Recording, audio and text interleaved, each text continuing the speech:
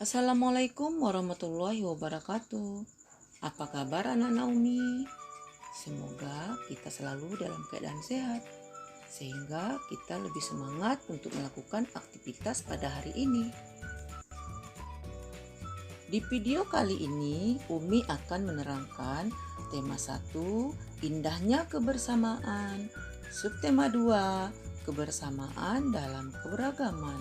Pembelajaran 1.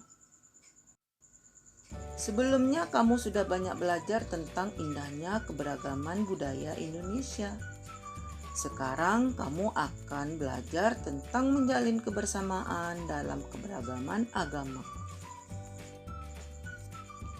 Suku, budaya, dan agama yang berbeda tidak menghalangi Udin, Siti, Dayu, Beni, Lani, dan Edo menjalani kebersamaan. Mereka berbagi cerita tentang budaya masing-masing dan saling belajar. Hari-hari mereka penuh keceriaan dalam kebersamaan. Hari ini mereka berkumpul bersama untuk bekerja sama. Bacalah teks berikut ini. Bekerja sama dalam keberagaman. Edo dan kelima temannya mendapat tugas untuk melakukan percobaan tentang bunyi. Sepulang sekolah, mereka berkumpul di rumahnya. Setiap orang sudah menyiapkan peralatan yang dibutuhkan. Lani dan Siti membawa beberapa kaleng yang sudah dilubangi. Udin dan Beni membawa benang kasur. Mereka berkumpul di halaman depan rumah. Keenam sekawan siap bekerja sama melakukan percobaan. Saat percobaan akan dimulai, tiba-tiba terdengar azan. Siti dan Udin meminta izin teman-temannya untuk sholat. Teman-temannya mengizinkan mereka untuk melakukan ibadah. Edo meminjamkan ruang makannya untuk digunakan Siti dan Udin sholat. Meskipun Edo beragama Katolik, ia tidak keberatan rumahnya dipakai untuk sholat. Beni yang beragama Kristen, Dayu yang beragama Hindu, dan Lani yang beragama Buddha menunggu dengan sabar temannya beribadah. Keenam sahabat selalu menghargai satu dengan yang lainnya. Nah, tiba saatnya keenam sekawan melakukan percobaan. Setiap orang menunjukkan tanggung jawabnya dalam bekerja. Tidak ada satupun di antara mereka yang duduk diam atau memberi perintah saja. Semuanya ikut bagian dalam percobaan. Saat Dayu membutuhkan pertolongan memotong benang, Udin datang membawakan gunting. Saat Edo kesulitan menalikan benang di kaleng, Siti ikut membantu. Keenam sahabat bekerja sama dengan semangat. Mereka hidup rukun, saling membantu meskipun berbeda agama.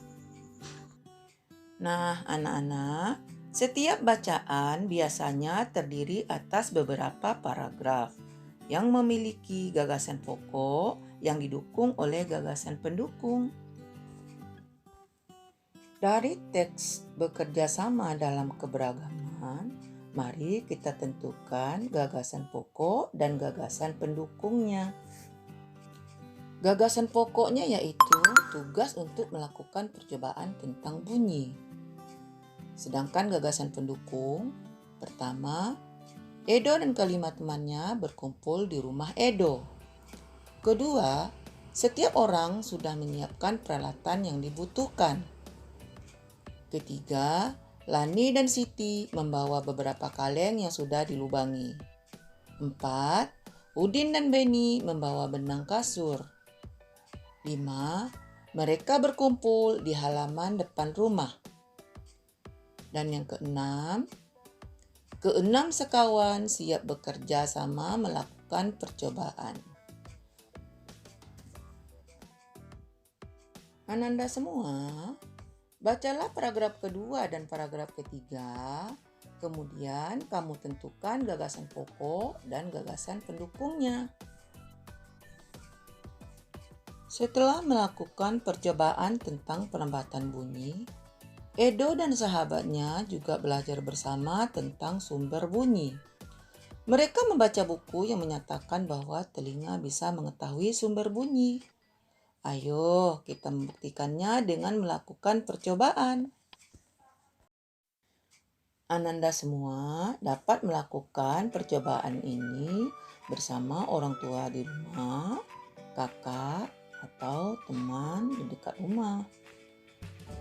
Anak-anak sediakan alat dan bahannya berupa alat musik tradisional setempat, misalnya angklung, kemudian atau alat musik yang lainnya. Langkah kerjanya, duduklah di kursi dan tutup matamu dengan kain. Mintalah temanmu, orang tuamu, atau kakak untuk memainkan alat musik tradisional. Yang kedua, tunjuklah tempat yang kamu anggap sebagai asal bunyi. Berapa kalikah kamu menebak dengan tepat? Hasil percobaan, dengan mata tertutup, kita masih dapat mendengar bunyi dengan jelas pada jarak tertentu karena bunyi merambat melalui udara. Bunyi kemudian merambat melalui udara dan ditangkap oleh telinga kita. Kesimpulannya, bunyi merambat melalui udara dari sumber bunyi ke telinga kita. Getaran bunyi mengenai gendang telinga dan diubah menjadi pesan atau sinyal listrik di telinga bagian dalam. Sinyal tersebut kemudian diteruskan oleh saraf pendengaran menuju otak yang kemudian menerjemahkan jenis dari bunyi tersebut. Indra pendengar. Kita wajib bersyukur kepada Tuhan Yang Maha Esa karena telah menciptakan bentuk tubuh yang paling sempurna. Salah satunya adalah kita diberi indera pendengar atau telinga. Dengan menggunakan indera ini, kita bisa mendengar berbagai suara, seperti kicauan burung, suara air mengalir, dan musik. Apa saja bagian dan fungsi indera pendengar? Hal apa yang perlu kita lakukan untuk merawatnya? Mari kita pelajari lebih jauh. Semua bunyi membuat udara bergetar. Getaran bunyi mengenal gendang telinga yang berupa selembar kulit tipis. Saat itulah gendang telingamu juga mulai bergetar. Getaran dari gendang telingamu menjadi lebih besar di telinga tengahmu dan diubah menjadi pesan-pesan listrik di telinga dalammu. Kita semua dapat mendengar berbagai bunyi jika telinga kita bekerja dengan baik. Kita dapat mendengar bunyi yang paling lembut seperti dengungan nyamuk. Kita dapat mendengar bunyi yang sangat keras seperti bunyi pesawat terbang di atas kepala kita.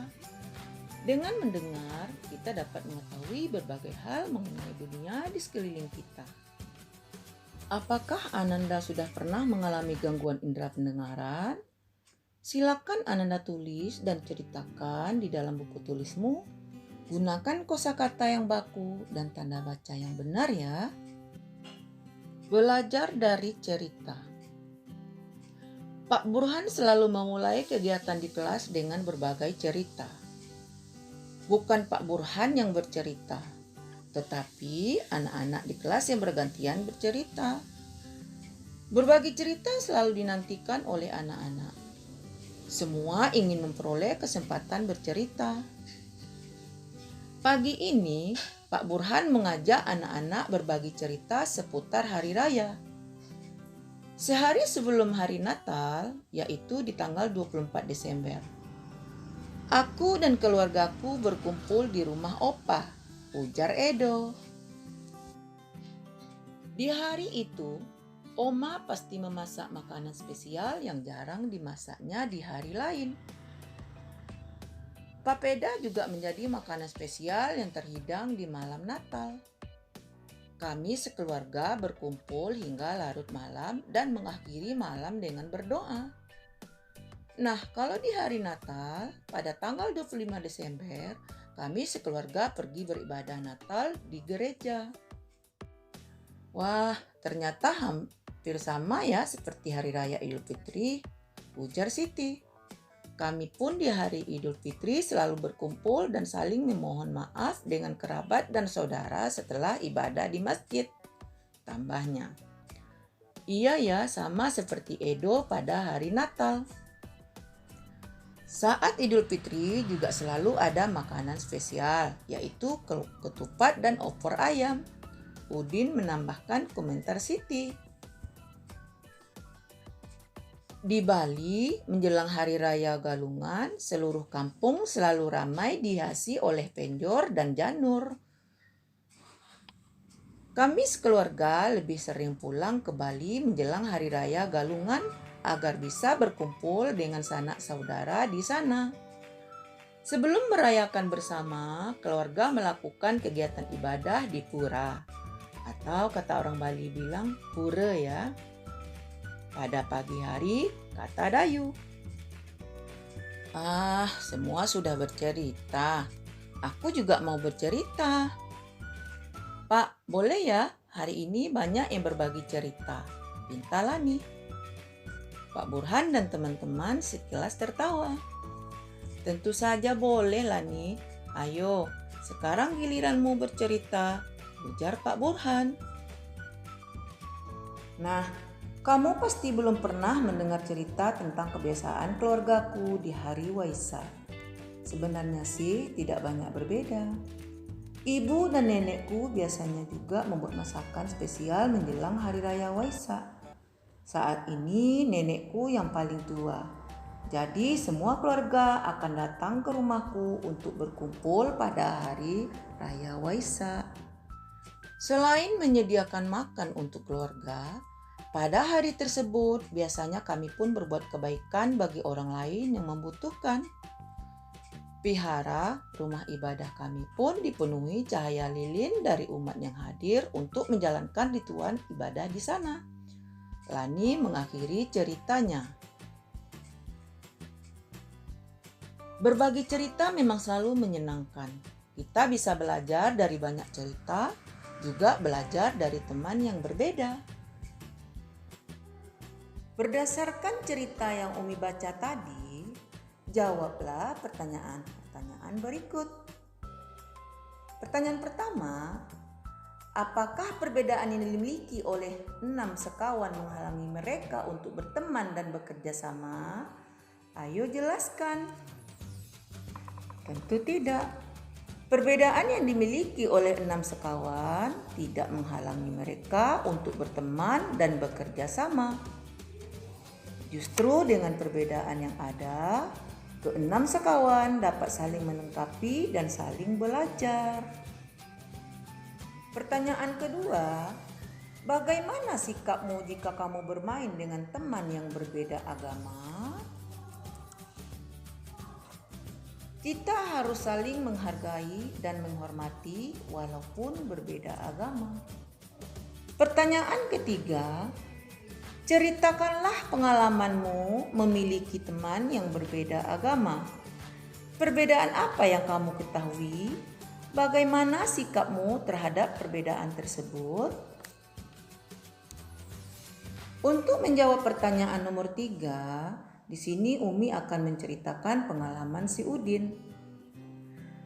Aku memiliki teman yang berbeda agama, namanya Dito, dan dia beragama Kristen. Kami sering bermain bersama, misalnya setelah pulang sekolah atau pada hari Minggu. Pada sore harinya, Dito selalu menungguku sholat asar terlebih dahulu sebelum bermain bersama. Kemudian selesai bermainnya sebelum waktu sholat maghrib. Begitu juga saat Dito beribadah ke gereja pada hari Minggu. Aku akan menunggunya selesai beribadah sebelum mengajaknya bermain. Demikianlah video pembelajaran kita pada hari ini. Sampai ketemu di video pembelajaran berikutnya. Terima kasih. Wassalamualaikum warahmatullahi wabarakatuh.